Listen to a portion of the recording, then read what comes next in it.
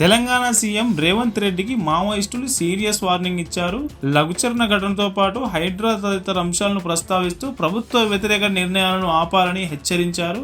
Maoist అధికార ప్రతినిధి జగన్ పేరుతో రిలీజ్ అయిన లేఖ రాష్ట్ర వ్యాప్తంగా సంచలనం రేపింది. రాష్ట్రంలో కాంగ్రెస్ పార్టీ అధికారంలోకి వచ్చి ఒక సంవత్సరం కాలం గడిచింది. ఈ సంవత్సర కాల కాంగ్రెస్ పాలనలో ప్రజలకు ఇచ్చిన హామీలను తుంగలోకి తొక్కి కార్పొరేట్ల ప్రయోజనాల కోసమే దూకుడుగా పనిచేస్తోందని, పౌరుల ప్రాథమిక హక్కులను, జీవించే హక్కులను కాలరాస్తోందని, రాష్ట్రాన్ని కార్పొరేట్లకు కట్టబెట్టడానికి ఆర్థిక అభివృద్ధి పేరుతో సులభతర వాణిజ్యం విధానం అమలు చేస్తూ కార్పొరేట్ సంస్థల విస్తృత పెట్టుబడులను ఆహ్వానిస్తోందని ఆ మావోయిస్టు లేఖలో జగన్ పేర్కొన్నారు.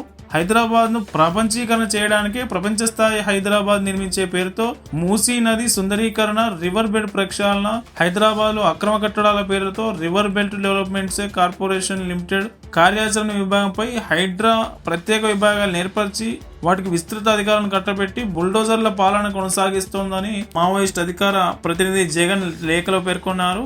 మూసీ నది పర్యాటక కేంద్రంగా అభివృద్ధి చేస్తామని, చారిత్రక కట్టడాలు నిర్మించడానికి దేశీ విదేశీ కార్పొరేట్ల వేల కోట్ల పెట్టుబడులను రేవంత్ ఆహ్వానించాడని, మూసీ నది ప్రాంతంలో నివసిస్తున్న ప్రజలకు స్వేచ్ఛమైన తాగునీరు అందించడానికి పరిశుభ్రమైన చర్యలు చేపట్టడం లేదని, పరిశ్రమల నుంచి విడుదలయ్యే వ్యర్థాలు, కాలుష్యం, మురికి నీరు నదిలో చేరుతున్నాయని, వాటి నివారణ చర్యలు ప్రభుత్వం పట్టించుకోవట్లేదని మావోయిస్ట్ నేత జగన్ లేఖలో ఆరోపించారు. హైదరాబాద్ నగరంలో అక్రమ కట్టడాల పేరుతో ఐడా బడా వ్యక్తుల సంస్థల పెద్ద పెద్ద అంతస్తులను వదిలేసి ప్రభుత్వాలు ఇచ్చిన చిన్న రకాల అనుమతులతో నిర్మించుకున్న గుడిసెలను, మధ్యతరగతి పేద ప్రజల ఇండ్లను కూలగొట్టే ప్రయత్నం చేస్తున్నారని, రాత్రికి రాత్రే బుల్డోజర్లతో కష్టజీవులు నిర్మించుకున్న నివాసం కూల్చేసి సాధారణ ప్రజలు జీవించే హక్కును రేవంత్ రెడ్డి కాలరాస్తున్నారని ఈ లేఖలో మావోయిస్టులు పేర్కొన్నారు.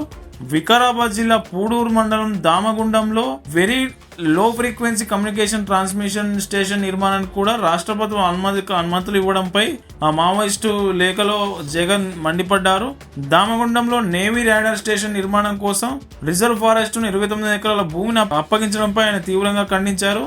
కొడంగల్ నియోజకవర్గం దుద్యాల మండలం లఘుచెర్ల గ్రామంలో ఫార్మాసిటీ నిర్మించి అక్కడి ప్రకృతిని నాశనం చేసి రైతులకు చెందిన పంట భూములను కొల్లగట్టడానికి రేవంత్ సర్కార్ పథకం పన్నిందనేది మావోయిస్ట్ అధినేత జగన్ లేఖలో పేర్కొన్నారు. భూములు కోల్పోతున్న రైతుల జీవన మరణ పోరాటంలో లఘుచెర్ల గ్రామ ప్రజలు మిలిటెంట్ ఉద్యమం చేపట్టారని, ప్రజలు న్యాయమైన పోరాటాన్ని వక్రీకరించి రైతులకు కేసులు పెట్టడం ఏమిటని ఆ లేఖలో ప్రశ్నించారు. ఆదిలాబాద్ జిల్లాలో ఇథనాల్ పరిశ్రమకు వ్యతిరేకంగా ప్రజలు ఉద్యమ బాట పడితే ఆ ఉద్యమాన్ని అణచివేయడానికి కూడా కాంగ్రెస్ సర్కారు ప్రయత్నాలు చేసిందని, ఓ ఉపాధ్యాయుడిని విధుల నుంచి సస్పెండ్ చేయడం మావోయిస్ట్ అధినేత జగన్ దాన్ని ఖండించారు. ప్రజల పక్షాన నిలిచి ప్రజాస్వామ్యబద్ధంగా ప్రశ్నించే వారి గొంతు నొక్కడం కాంగ్రెస్ పార్టీకి సరికాదని ఆయన లేఖలో పేర్కొన్నారు. కాంగ్రెస్ ప్రభుత్వ ఆదేశాలతోనే భద్రాద్రి కొత్తగూడెం జిల్లా దామెరతో గ్రామాల వద్ద వందలాది బలగాలను మోహరించి నల్లమారి అశోక్ను, ఇదే జిల్లాలోని కరకగూడెం మండలం రఘునాథపాలెం గ్రామం వద్ద 6 విప్లవకారులను పాశవికంగా హత్య చేసినట్లు ఆ మావోయిస్టులు ఆ లేఖలో పేర్కొన్నారు. ఈ విధ్వంసం, అప్రజాస్వామిక పాలన కేవలం ప్రభుత్వాల నిర్లక్ష్యం వలన, బాధ్యతారాహిత్యం వలన జరుగుతున్నవి కాదని, ఉద్దేశపూర్వకంగానే కార్పొరేట్ల లాభాల కోసమే కొమ్ము కాస్తూ సీఎం రేవంత్ రెడ్డి వారి నమ్మిన బంటుడనే నిరూపించుకోవడానికి అత్యుత్సాహం ప్రదర్శిస్తున్నాడని మావోయిస్ట్ లేఖలో పేర్కొన్నారు. రాష్ట్రంలో కాంగ్రెస్ ప్రభుత్వం అనుసరిస్తున్న కార్పొరేట్ల అనుకూల, ప్రజా వ్యతిరేక, అప్రజాస్వామిక, పాశవిక పాలనను ఖండించాలని ఆయన పిలుపునిచ్చడం జరిగింది. అయితే మావోయిస్టుల లేఖలకు సంబంధించి ఇటీవల కూడా సంచలనంగా మారింది. ఇటీవల బెల్లంపల్లి ఎమ్మెల్యే గడ్డం వినోద్ ను బెదిరిస్తూ మావోయిస్టులు లేఖలు రాశారు.